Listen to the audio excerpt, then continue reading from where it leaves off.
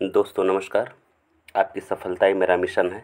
ज्ञान कोश एजुकेशन पर आपका अभिनंदन है। दोस्तों आज एक बहुत ही महत्वपूर्ण वीडियो आपके सामने प्रस्तुत है, काव्य प्रयोजन। तो काव्य प्रयोजन हम लोग देखेंगे 3 भाग में। एक संस्कृत आचार्यों के अनुसार काव्य प्रयोजन क्या है, फिर उसके बाद से हिंदी कवियों में भक्तिकालीन कवियों के अनुसार काव्य प्रयोजन क्या है, और आधुनिक काल के या रीत काल के कवियों के अनुसार काव्य प्रयोजन क्या है। इन सब चीज़ों के बारे में हम लोग जानेंगे, लेकिन आज हम लोग केवल संस्कृत आचार्यों के काव्य प्रयोजन के बारे में हम लोग जानेंगे। तो सबसे पहले हम लोग देखते हैं भरत मुनि। भरत मुनि के अनुसार काव्य प्रयोजन क्या है। देखिए यहाँ लिखा हुआ है, दुखार्ता नाम श्रमार्ता नाम शोकार्ता नाम तपस्वी नाम विश्रांति जननम लोके नाट्यमेतद भविष्यति। यह नाट्य शास्त्र से लिया गया है। और अगर ये वाला श्लोक अगर इस तरह से आता है कि किसका मतलब ये श्लोक है या किसकी पंक्ति है, तो ध्यान रखिएगा, दुखार्ता नाम श्रमार्ता नाम शोकार्ता नाम 3 शब्द याद रख लेंगे तो दिमाग में सेट रहेगा कि हाँ ये भरत मुनि का है।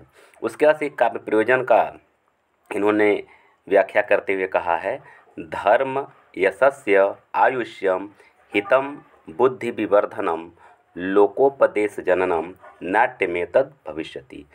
तो नाट्यमेतद भविष्यति इसमें भी है, इसमें भी है, दोनों में है। यानी ये वाली पंक्ति और ये वाली पंक्ति जो है, तो ये दूसरी लाइन हो सकता है कि एग्जाम में न पूछा जाए, ठीक है ना। हो सकता है कि पहली लाइन का यानी आधा लाइन ही पूछा जाए, जैसे दुखार्ता नाम श्रमार्ता नाम शोकार्ता नाम तपस्वी नाम किसकी पंक्ति है, ऐसे पूछा जा सकता है। या धर्म यशस्य आयुष्यम हितम बुद्धि विवर्धनम, ये किसकी पंक्ति है, किसका काव्य प्रयोजन है, ऐसे प्रश्न पूछा जा सकता है। क्योंकि नाट्यमेतद भविष्यति अगर होगा तो नाट्य शास्त्र से लिया गया तो लगभग सबको पता चल जाएगा, ठीक है ना। तो इस तरह से अगर देखा जाए तो ये कितने काव्य प्रयोजन माने हैं भरत मुनि ने, तो ध्यान दीजिएगा कितने माने हैं। एक है धर्म, एक है यश, एक है आय में वृद्धि, एक है हित, एक है बुद्धि का विकास, और एक है लोक व्यवहार की शिक्षा। यानी कि 6 काव्य प्रयोजन इन्होंने माना है। याद रखेंगे 6 काव्य प्रयोजन। और हो सकता है कि यह कुछ 3-4 विकल्प दे करके पूछा जा सकता है कि इसमें कौन सा काव्य प्रयोजन भरत मुनि का नहीं है, तो आप 6 काव्य प्रयोजन आपको याद करना ही पड़ेगा, नहीं तो दिक्कत हो सकता है, ठीक है ना। तो धर्म यश आय में वृद्धि हित बुद्धि का विकास लोक व्यवहार में शिक्षा, इतना आपको याद करना पड़ेगा। इसमें हो सकता है कोई 3 विकल्प इसमें से दे करके कोई दूसरा विकल्प दे दे तो हम फंस जाएंगे और पता नहीं चलेगा कि ये क्या है। तो एक तो याद करना है कि इनके काव्य प्रयोजन कितने हैं, कितने माने, तो 6 माने तो ठीक है, लेकिन 6 को याद करना भी पड़ेगा, ठीक है ना। चलिए, तो अब काव्य प्रयोजन से संबंधित प्रश्न अगर इनसे आएगा तो यही आ सकता है। आइए भामह के बारे में हम लोग जान लेते हैं। भामह कितने काव्य प्रयोजन को माने हैं। इनका देखिए श्लोक क्या है, धर्मार्थ काम मोक्षेषु वैक्षछड़यम कलासु च करोति कीर्ति प्रीतिंच साधु काव्यम निबंधनम। यानी कि क्या क्या माने हैं, चारों पुरुषार्थों की सिद्धि, ठीक है ना। क्या माने हैं, चारों पुरुषार्थों की सिद्धि, कलाओं में दक्षता, यश और आनंद, ये इतना चीज़ ये माने हैं 4 भामह ने। जो काव्यालंकार इनकी जो रचना है उसी से लिया गया है। तो यहाँ से 2-3 तरह से प्रश्न बन सकते हैं। पहली ये कि ये पंक्ति देकर पूछा जा सकता है किसकी पंक्ति है। दूसरी ये कि पंक्ति देकर पूछा जा सकता है किस रचना से है। और तीसरी ये कि मतलब इसके कितने काव्य प्रयोजन है, कौन कौन से काव्य प्रयोजन हैं, ठीक है ना। इस तरह से पूछा जा सकता है। तो इस तरह से यहाँ देखिए, यहाँ हम लिख भी दिए हैं कि 4 काव्य प्रयोजन भामह ने माना है, ठीक है ना। चलिए आइए हम लोग अगला देखते हैं मम्मट का। मम्मट के बारे में हम लोग देखते हैं। काव्य प्रकाश से है ये पंक्ति, काव्य यशसे, ये ड नहीं है, अ है, अर्थे यशसे अर्थ कृते व्यवहार विदे शिवेत्तर क्षते सद्य परिनिवृत्तये कांता सम्मत्योपदेश युजे। यानी कि इन्होंने कितना काव्य प्रयोजन माना है, इसको ध्यान देंगे तो कितना माना है, ये 6 काव्य प्रयोजन माने हैं। कौन कौन माने हैं, यश, अर्थ, लोक व्यवहार की शिक्षा, अमंगल का नाश यानी अनिष्ट का निवारण, आनंद और कांता के समान मधुर उपदेश देना, यह 6 काव्य प्रयोजन मम्मट ने माना है। ठीक है ना। तो यहाँ से भी प्रश्न पूछा जा सकता है ये पंक्ति किसकी है। तो कुछ 1-2 पंक्ति आप जरूर ध्यान में रखेंगे। एक शिवेत्तर छतय ध्यान में रख लीजिए, या काव्य यश से ध्यान रख लीजिए, या कांता सम्मित ध्यान रख लीजिए। 2-3 शब्द को आप दिमाग में सेट कर लीजिए, ताकि अगर इस तरह का पूरा श्लोक हो सकता न याद कर पाएँ तो 2-3 शब्द याद रख लीजिए, ताकि ये पता चल जाए कि श्लोक किसका है। ठीक है। चलिए आइए हम लोग वामन के बारे में देखते हैं। वामन क्या कहते हैं। तो वामन का जो कहना है, काव्यम सद दृष्टार्थ प्रीति कीर्ति हेतुत्वाद सत्काव्य के दृष्ट, हाँ इसका जो ये दिया है, सॉरी इसका हिंदी अर्थ दे रखा है कि सत्काव्य के दृष्ट और अदृष्ट 2 प्रयोजन हैं। तो देखिए इसको आप कैसे याद कर सकते हैं, जिसमें दृष्टार्थ अगर है, पूरे पंक्ति में दृष्टार्थ है, ये ध्यान दीजिए, या कीर्ति हेतुत्वाद ध्यान दीजिए। लेकिन सबसे बढ़िया रहेगा दृष्टार्थ, माने दृष्टा का 2 बार अगर कहीं प्रयोग देख रहे हैं पंक्ति में, तो आप समझ सकते हैं कि ये वामन का है। ठीक है। तो कितने का प्रयोजन माने? 2 माने हैं, एक दृष्ट और एक अदृष्ट। तो दृष्ट का इनका क्या अर्थ है? दृष्ट का मतलब होता है आनंद।